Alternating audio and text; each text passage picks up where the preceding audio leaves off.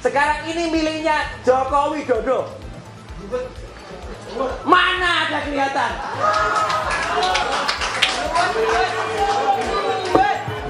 Tidak ada sama sekali. Tidak ada. Terima kasih.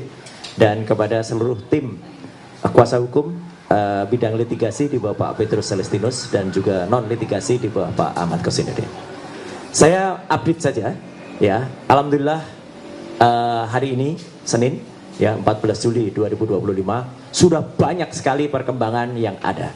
Dan alhamdulillah juga tadi disebutkan oleh Bang Ahmad Kosinudin, kami mendengar bahwa ada konon sudah ada, bukan konon ya, karena diumumkan langsung oleh Kabid Humas Polda Metro Jaya Pak Kolonel Ari bahwa sudah naik status penyidikan hanya dengan menggunakan fotokopi.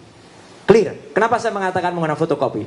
Tidak pernah ada bukti baik visual, video, tayangan maupun bukti yang langsung kehadiran Joko Widodo ke Polda Metro Jaya menyerahkan yang asli. Dia pernah datang membawa sebuah map dan map itu ditekuk-tekuk. Ditekuk-tekuk. Kalau ditekuk-tekuk jelas tidak mungkin itu ijazah asli. Karena ijazah asli itu kaku sekali dan mapnya adalah map yang sangat tebal, map kulit. Memang pernah ada seseorang bernama Wahyudi mengantarkan yang konon, nah ini saya sebut konon karena penampakan nggak pernah kelihatan. Konon sebuah ijazah dalam tanda kutip ke Mabes Polri, ke Baris Krim, itu ada orang. Tapi kemudian hanya beberapa hari dikembalikan tanpa disita. Jadi artinya Kolonel Ade Ari ketika ditanya teman-teman media, clear betul ditanyakan asli atau fotokopi. Tadi diulangi berkali-kali oleh Pak Kosinudin. Fotokopi. Fotokopi. Teman-teman tahu semua, dalam hukum fotokopi bukan bukti. Clear ya. Jadi kalau bukan bukti, kalau itu hanya berupa fotokopi, sangat janggal sekali kalau kemudian ada kenaikan status. Itu yang pertama. Yang kedua soal kenaikan status adalah kalaupun dipaksakan atau nekat dinaikkan, maka nanti pada yang harus diperiksa pertama adalah pelapor. Joko Widodo harus datang duluan ke Polda Metro Jaya, bukan kemudian sudah ada sounding-sounding minggu ini kami akan dipanggil. Itu urutannya salah besar. Joko Widodo dulu harus dipanggil. Kemudian saksi-saksi dari pihak pelapor yang dipanggil duluan. Ahli, panggil lagi semuanya di sana. Dan yang paling menarik, ini ada perkembangan dari ahli yang katanya ahli ya, yang disebut ahli digital forensik. Pada saat gelar pendapat khusus di Bareskrim, dia mengakui dia bukan ahli analog. Jadi kalau dia sendiri dihadirkan, makan tuh kata-katanya. Buat apa dia dihadirkan untuk sebuah bukti yang sifatnya analog? Jadi dia tidak berhak untuk menjadi ahli dalam kasus di Polda Metro Jaya. Kalau itu dipaksakan lucu. Dan dia waktu itu di Bareskrim sebenarnya kami waktu itu bisa menolaknya karena dia tidak mendapatkan surat tugas. Kami, saya, Dr. Ismon, Dr. Tifa, Dr. Taufik itu ada di surat tugas yang diserahkan kepada Karwasidik. Ahli digital forensik yang katanya ahli itu tidak mendapatkan surat tugas, jadi dia harusnya bisa ditendang keluar. Tapi ke atas kebaikan hati kami tidak menendang keluar. Kenapa? Kami ingin mendengar apa paparan keahliannya. Ternyata ini fakta teman-teman semua. Dan ini bisa ditanyakan kepada Karwasidik dan seluruh peserta gelar. Tidak ada satupun presentasi ilmiah yang ada. Dia bahkan melakukan ad hominem, menyerang secara pribadi, Dr. Resmond, menyerang saya, menyerang teman-teman. Jadi kualitasnya sangat-sangat diragukan yang katanya ahli itu tadi. Ya, kalau itu mau dilakukan. Jadi saya menyebutnya dia ahli sastra. Kenapa ahli sastra? Hanya bisa omon-omon saja. Ya, itu faktor yang pertama yang paling penting. Nah, ini tadi yang sudah dibocorin oleh Pak Sam. Yang kedua sekarang. Lebih berkembang dari tadi yang sudah disampaikan Pak Rizal Fadilah, terima kasih, jadi saya nggak perlu ngulangi.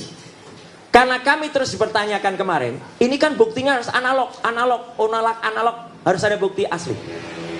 Hari ini, Senin, 14 Juli 2025, kami selaku prinsipal menyatakan, kami sudah memegang 5 bendel bukti asli, ijazah asli dari Universitas Gadjah Mada. Bukan hanya fotokopi, tapi ijazahnya asli. Jadi ijazah yang bisa pegang bukan hanya ijazah, lengkap dengan transkrip nilai, lengkap dengan semua bukti-bukti, dan diserahkan langsung oleh, terima kasih untuk kakak-kakak kelas saya, mahasiswa UGM yang asli. Dan itu adalah dari Fakultas Kehutanan yang lulus angkatan 85. Jadi itu pada periode tahun 85 dari Fakultas Kehutanan Universitas Gadjah Mada yang asli. Jadi kami sudah mendapatkan tim hukum termasuk tim advokasi, kami sudah mendapatkan, mohon izin masih di tangan kami karena atas pesan dari yang bersangkutan kami memegang amanah betul, jangan ditunjukkan dulu, nanti di pengadilan baru ditunjukkan. Tapi saya tidak mau hanya omon-omon, saya tunjukkan nanti analisisnya. Jadi fakta ini bukan cuman omon-omon seperti pihak sono ya.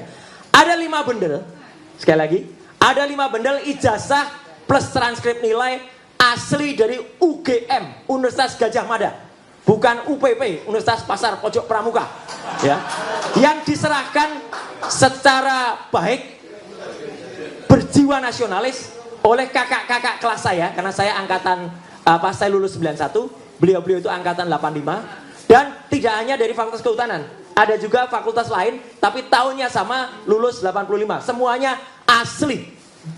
Dan apa bedanya? Ternyata perbedaannya sangat tajam dengan yang disebut-sebut ijazah miliknya Joko Widodo. Apa ketajamannya? Ini baru saya katakan. Saya sedikit contoh saja pakai ijazah saya sedikit ya. Ini ijazah asli saya. Ya, sebelah kanan kenapa beruat gitu? Ini nanti ada analisisnya, analisis ELA. Ini ijazah saya tahun 91, 6 tahun setelah ijazah 85. Yang pertama, di sini kalau diperhatikan, ada yang namanya watermark di seluruh bidang ijazah yang dicetak di kertas. Ada tulisan Universitas Gadjah Mada, Universitas Gadjah Mada. Jadi di situ ada tulisan Universitas Gadjah Mada, Universitas Gadjah Mada. Tidak ada di ijazah ini. Clear. Kehabisan tinta itu Mas. Tidak ada. Jadi watermark itu penting sekali. Ya. Saya sampaikan bukti ini semacam yang disampaikan Dr. Tifa kemarin sore, ya. Tapi tetap saya dengan Dr. Tifa tidak atau belum menunjukkan yang lembar aslinya dulu, karena itu akan di pengadilan. Tapi kami menunjukkan analisis. Yang kedua, ada yang namanya emboss. Itu dikatakan juga di Refli Harun oleh Dr. Tifa. Embossnya ada di mana? Nanti saya ceritakan embossnya. Jadi emboss itu adalah logo Universitas Gadjah Mada. Dan itu tidak bisa dibuat di Pasar Pramuka. Nggak mungkin. Ada emboss yang ada di situ. Nembus sampai belakang. Yang ketiga, ada benang kertasnya. Jadi kertas ini genuine. Ada benang kertasnya. Saya bisa tunjukkan di ijazah asli milik saya. Mohon maaf kalau Anda lihat nama saya kok tidak mirip ya. Kok di situ terbaca Suryo Udoro. Kan saya Suryo Noto Dibrojo. Iya. Bapak Ibu, saya mendapatkan pergantian nama dari Roy Suryo Udoro menjadi KRMP Roy Suryo Noto Dibrojo. Asli juga itu. Ya. Dari Keraton Pakualaman. Keraton Pakualaman dan Keraton Jogja gelarnya tidak bisa dibeli. Asli. Lain dengan seseorang dari Pasar Pramuka yang tiba-tiba jadi KPH. Kanjeng Pangeran Haryo. Pangeran Haryo dari mana dia? Ya, atau ada orang yang tiba-tiba namanya Pangeran Mangkubumi. Pangeran dari mana dia? Ya. Nah, itu ya. Jadi jangan menyoal soal nama. Yang ketiga, ada logo di tengah. Dengan tinta tertentu. Yang tinta itu unik. Kadang-kadang tinta itu tembus sampai belakang kalau yang di aslinya. Karena tinta itu terbuat dari barang yang mahal. Itulah kalau ijazah asli. Dan yang kelima, ijazah saya sudah tidak ada. Tetapi di ijazah tahun sampai dengan tahun 85 memang masih ada yang namanya meterai. Meterainya nilainya tertentu. Kalau nilainya salah berarti ijazahnya palsu. Tahun 85 nilai dan warna meterainya adalah tit. Saya sembunyikan dulu untuk bukti nanti di pengadilan. Nah, jadi teman-teman semua, ada 5 kategori perbedaan ijazah asli milik 5 bundel sahabat-sahabat, maaf, kakak-kakak kelas saya alma mater, yang se-alma mater Universitas Gadjah Mada, yang sekali lagi terima kasih kakak-kakakku, Anda telah benar-benar dan ini undangan juga terbuka untuk semua aktivis, semua alumnus Universitas Gadjah Mada. Silakan kalau Anda ingin menyerahkan itu, boleh ke kuasa hukum, boleh ke kami, boleh ke Dr. Rismon atau juga ke Dr. Tifa. Ya, gitu. Kami akan simpan sebaik-baiknya dan kami akan rawat sebaik-baiknya. Nah, sesuai dengan janji saya kepada mereka, saya lakukan juga uji ELA. Jadi ini sekaligus jawaban teman-teman semua. Ada seorang yang katanya ahli, tapi tidak bisa mengatakan, dia hanya nggak bisa aja pakai ELA, tapi dia bilang ELA tuh nggak bisa untuk uji digital. Mas, ngaku aja kamu nggak bisa lakukan ELA. Topi merah itu adik kelas saya, ya. Itu pun bisa melakukan ELA. Gitu, error level analysis. Error level analysis itu artinya apa, teman-teman? Adalah kita menguji ijazah atau apapun, kalau itu terdapat rekayasa atau terdapat penambahan, itu akan error pada bidang gambarnya. Tolong perhatikan ijazah saya ini, teman-teman semua. Ini adalah ada tulisan ijazah. Kalau di ELA, di sini masih ada sisa tulisan IJA, masih ada. Masih ada juga logo UGM. Masih ada juga bagian foto saya. Masih ada juga tanda tangan dari rektor. Masih ada juga watermark, embossnya sebenarnya masih ada. Di ELA kelihatan. Inilah ijazah yang disebut milik Joko Widodo di tahun 85. Maaf. Kelihatan nggak bedanya, teman-teman semua? Ini gambar jelas. Yang masih ada tulisannya. Ini kita cari tulisan ijazah aja nggak ketemu. Logo aja nggak ketemu. Bahkan mana nggak ketemu. Artinya ini adalah gambar yang sudah hasil rekayasa. Pak intelijen Pak Rajasa sangat paham. Ini adalah ijazah saya secara full. Kalau secara ELA masih, maaf gini kebalik. Jelas sekali, bahkan legislasinya aja masih kelihatan. Ini tulisan ijazah, ini logo, ini foto saya ada di sini. Sekarang ini miliknya Joko Widodo. Mana ada kelihatan?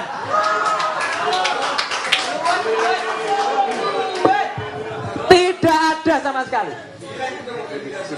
Tidak ada. Sama sekali. Gelap kayak orangnya katanya. Enggak bro, ya kita enggak minum. Tapi artinya tidak ada. Dan hasil analisis ELA ini saya pertanggungjawabkan kepada dunia akhirat. Allahu Akbar. Tidak ada hasil pada lembar yang disebut miliknya Joko Widodo. Tidak otentik. Jadi bukan hanya identik. Dan saya sudah mohon izin kepada yang bersangkutan. Saya tidak tampilkan aslinya, tapi saya tampilkan analisis ELA-nya. Ini adalah ijazah asli angkatan 85 Fakultas Kehutanan, seangkatan dengan Joko Widodo. Ada semuanya. Masih kelihatan. Tulisan ijazahnya ada, bekas logonya ada, kemudian watermarknya juga masih ada. Ya, yang 5 juga sama. Yang 4 lainnya juga sama. Aslinya ada. Jadi saya tidak hanya berani menunjukkan analisisnya, saya tidak hanya berani digitalnya, analognya ada, dan ijazah itu asli semuanya, diserahkan langsung oleh masing-masing yang bersangkutan kepada kami, ya, dan itu siap untuk dipertanggungjawabkan. Artinya apa? Ini adalah bendel bukti yang menambah, jadi tidak mengurangi, Pak. Menambah bukti yang tadi disampaikan oleh Pak Rizal Fadila. Dan bukti-bukti ini siap untuk dibawa juga ke Barreskrim. Ya, clear ya. Nah, kemudian sedikit sebelum nanti Pak Kolonel Chandra Rajasa bisa menyampaikan, saya pun tidak hanya omong-omong. Saya terjun langsung ke pasar Pramuka. Buktinya ada di salah satu TV nanti malam. Tayangannya namanya Dipo Investigasi. Ya. Dan akan saya presentasikan lusa di acara namanya Rakyat Bersuara. Ya, bersama Dr. Tifa dan bersama Dr. Taufik. Ya, itu kami akan cerita detail banget soal ini. Artinya apa? Nanti Pak jelaskan. Saya juga sudah mendapatkan bukti temuan yang namanya, saya sulit nyebutnya profesor ya, karena profesor kok hanya 2 bulan Dia dapat profesor itu 2 bulan dan itu dia ngaku sendiri. Dari tukang sapu jadi profesor. Profesornya hanya 2 bulan. Ya. Nah, itu yang itu pun kalau di halaman Dikti, di website Dikti itu juga nggak jelas. Karena katanya S2-nya di kok bukan Pasar Pramuka tapi di Mustafa Beragama, tapi ada yang nyebut S2-nya di kampus lain. Jadi nggak jelas itu. Ya, sekolah 2. Dan dia jelas betul masih menyelenggarakan acara halal bihalal di belakang Pasar Pojok Pramuka. Jadi bohong kalau dia mengatakan dia tidak pernah lagi ke Pasar Pramuka sejak tahun 2022. 2002. Dia masih 1 Mei 2025. Jadi masih beberapa hari yang lalu menyelenggarakan. Dan menariknya, di antara orang-orang yang datang itu, Pak Sri, 5 diantaranya terlibat dengan pembuatan ijazah palsu ini. Clear. Tinggal pengakuan saja. Nanti cara-cara dari intelijen, cara-cara dari teman-teman semua itu akan buktikan dengan cara elitisasi, dengan cara wawancara, dengan cara apa. Tapi yang jelas mereka sudah mulai ketakutan karena bukti-buktinya sudah jelas mengarah. Makanya Pasar Pramuka itu habis. Sudah kalau menurut saya tapi kata mereka dibakar pada akhir 2024 yang kemarin. At last but not least, Bapak dan Ibu, kita sekarang memang sedang tampak seperti bermain catur. Ini makanya gambarnya catur. Siapa yang cepat, siapa yang menang.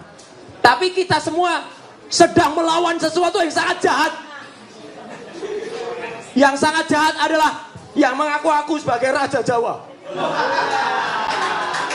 Ngakunya Raja Jawa. Bahkan ada anak buahnya bergerak KPH palsu. Ya, dia tidak pernah itu. Banyak cerita soal Raja Jawa itu, tapi nanti lain waktu diberikan oleh sumber Raja Jawa yang sebenarnya sudah ada.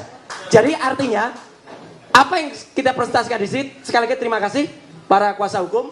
Ya, kita sama-sama melawan zolim, melawan tenggorak. Ya, jahat ini. Ini adalah Raja Jawa yang palsu dan itu sudah merusakkan Indonesia dan harus kita lawan. Sekian, terima kasih. Wassalamualaikum warahmatullahi wabarakatuh.